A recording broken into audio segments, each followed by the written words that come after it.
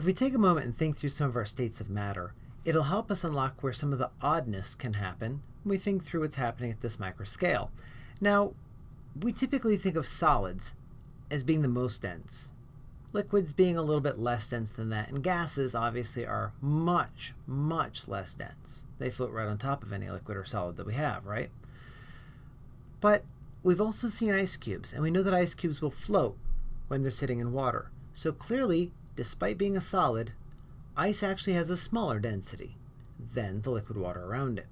What's going on there?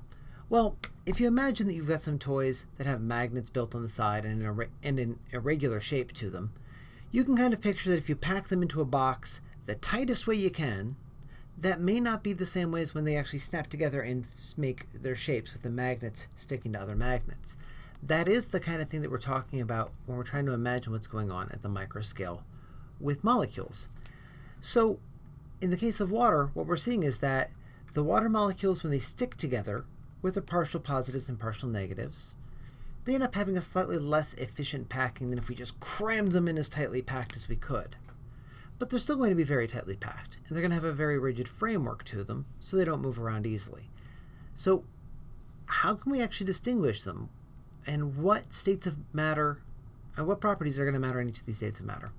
Let's take a look. So in a certain substance, our molecules are going to be spaced out differently in each of the phases. But the key thing that's going to matter there is the order. We just brought that up with water as our example. So here you see some frozen acetone. We've actually got the acetone molecules.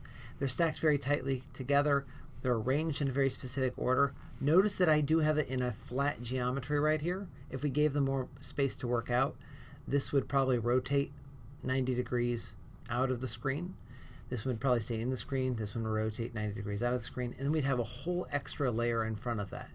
And so we'd end up having one of those crystal tessellations where you actually have, an array of things build forward and make a 3D geometry. That's going to be what we're going to be looking at for solids.